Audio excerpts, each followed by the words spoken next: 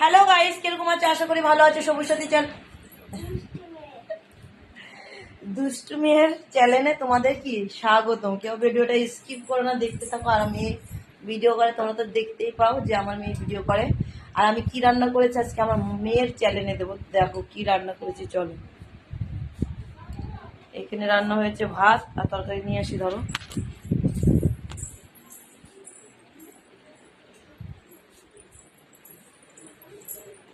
এটা কি রান্না করেছি বলো, তুমি বলো। মাছ।